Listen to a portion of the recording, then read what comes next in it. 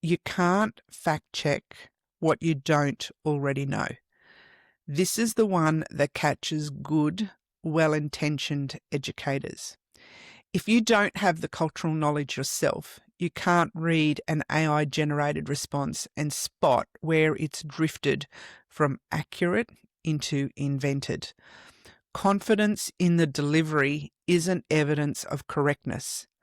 And in this space, you need to raise your skepticism, not lower it.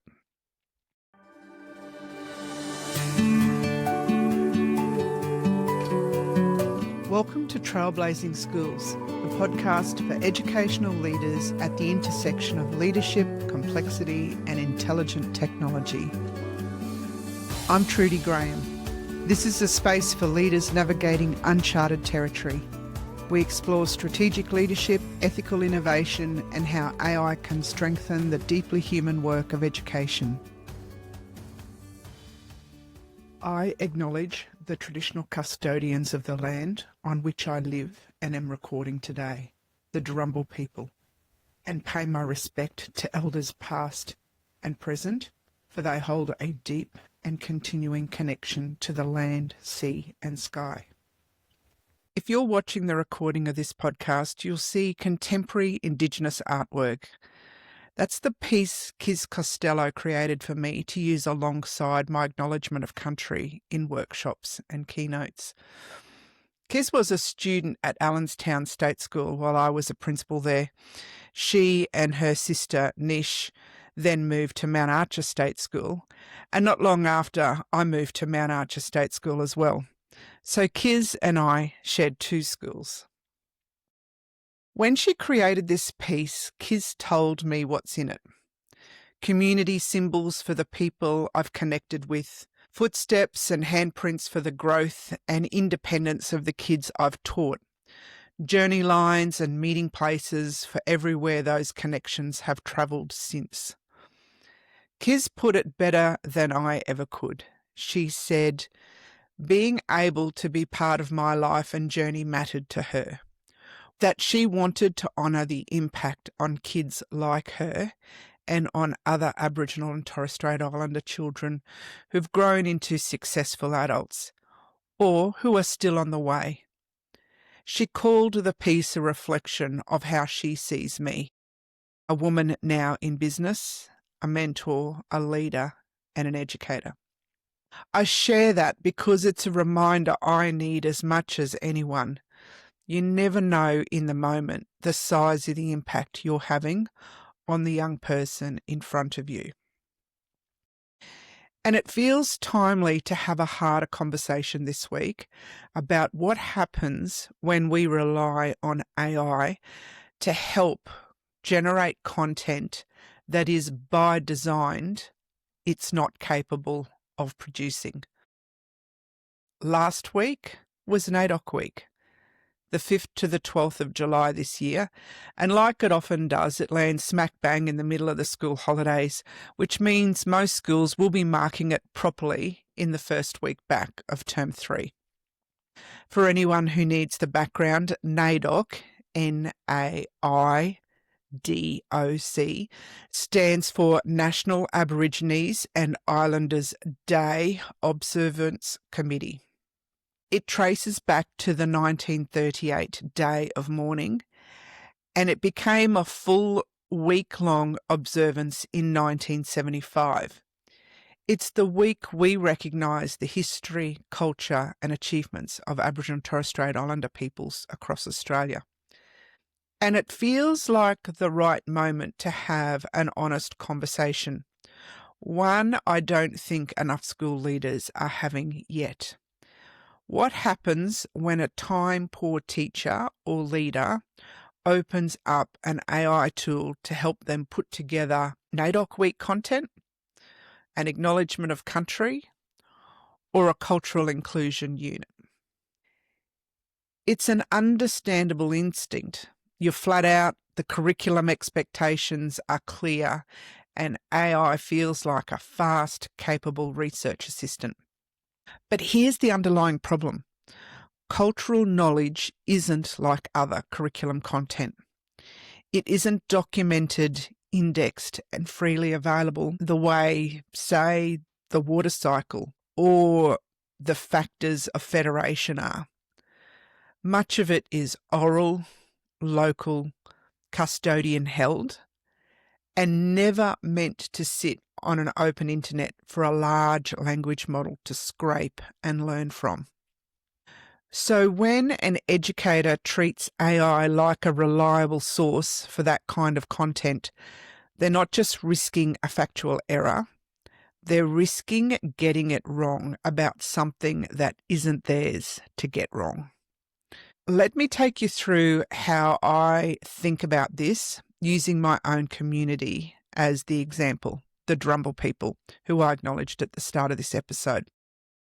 Some time ago, I asked myself honestly, how much of the Darumbal people's cultural knowledge is actually recorded online?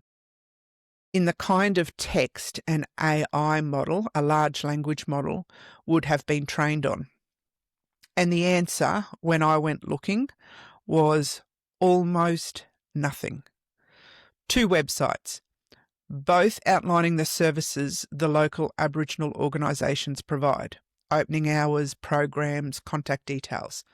Not cultural knowledge, not stories or protocols or the kind of content a unit of work would actually need. Now scale that up. There isn't just one language group in Australia, there are hundreds, each with its own knowledge, protocols and custodians.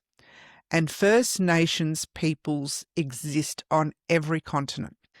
Set that against the trillions of data points a large language model is trained on, and the proportion of genuine community-endorsed cultural knowledge in there is not just small, it's minuscule. Here's where it gets more uncomfortable. Some time ago, I put a prompt to a large language model asking about local cultural protocols, the kind of thing a teacher under a heavy workload planning a unit of work might ask. The response came back fluent, confident, well-structured. It read exactly like something a knowledgeable person would write. And here's the trap. I don't have deep cultural knowledge of the Darumbal people myself. So when I read that response, I had no way of knowing which parts were accurate and which parts the model had invented to fill in the gaps. Because that is what the models do. They predict the next plausible word, not the truth. Over the weekend, I ran the experiment again. I asked ChatGPT about the tools Darumbal women would have used. Fortunately, with the model upgrades, it's now confessing its limitations. It provided a list of 6 tools with sources that I could cross-reference, and then finished the response with this paragraph. It is important to describe these as probable examples rather than a definitive Darumbal list. The publicly available Darumbal sources do not provide a detailed catalogue specifically naming women's tools.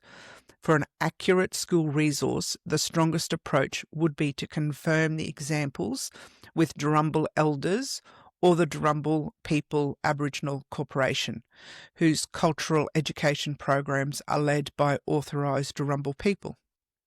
Yes, exactly that. So here's what I want you to take from this.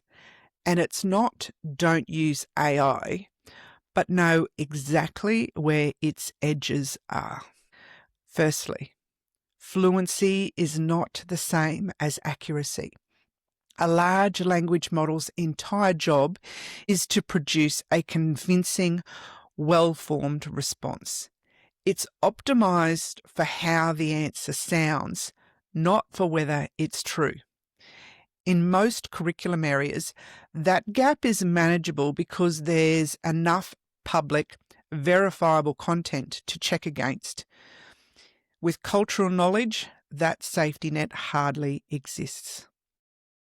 Secondly, The smaller and more local the knowledge, the bigger the risk. A model might do a passable job summarising well-documented, broad historical events. But the moment you ask it something specific to your local area, Indigenous group or protocols, you're asking it to draw from a near empty data set. Third point, you can't fact check what you don't already know. This is the one that catches good, well-intentioned educators. If you don't have the cultural knowledge yourself, you can't read an AI-generated response and spot where it's drifted from accurate into invented. Confidence in the delivery isn't evidence of correctness. And in this space, you need to raise your skepticism, not lower it. The fourth point, this isn't an argument against AI, it's an argument for knowing its edges. I use AI constantly in my own work, and I want school leaders and teachers using it too. But there are domains where it's strong and there are domains where it's weak. Cultural knowledge, particularly hyper-local cultural knowledge, sits squarely in the weak zone. And a good educator needs to know the difference. And finally, this is a duty of care issue, not just a quality issue. Getting a fact wrong about the water cycle is a correction. Getting cultural content wrong and publishing it, teaching it, or sending it home to families is a trust issue with the very community we're trying to honour. That's not worth risking. So, as I round out this episode, here's the question to ponder, as awkward as it may be. Where in your school right now is there content? A display, a unit, a lesson, a NAIDOC week resource that had AI involved in drafting it?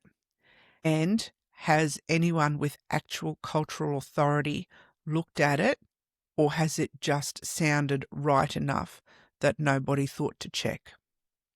A great practical next step this week. Find out who in your school holds the cultural knowledge or who the local contact actually is. The elder, the local Aboriginal organisation, the community liaison to be consulting. And if you already know who that is, reach out and ask questions before the next piece of AI-assisted cultural content goes anywhere near a classroom. And if you don't know who that is yet, go and find them, find out, and start building a connection, a relationship with them. Kiz told me that piece, her beautiful artwork, was made purely from the heart. It was her way of honouring the impact on her life and in the lives of other Aboriginal and Torres Strait Islander kids who've attended schools like mine. That's the size of impact we're capable of when we get it right. And it's exactly why we owe it to kids like Kiz to get this right too. To make sure the content we put in front of them, especially content about their own culture, has been shaped by the right hands, not just a convincing algorithm. Until next week, take care.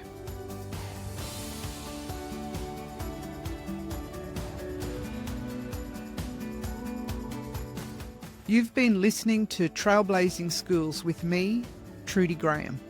If this episode brought someone to mind, share it with them. You'll find further reflections, practical resources and leadership tools in the show notes. Until next time, lead with courage, seek clarity and keep trailblazing.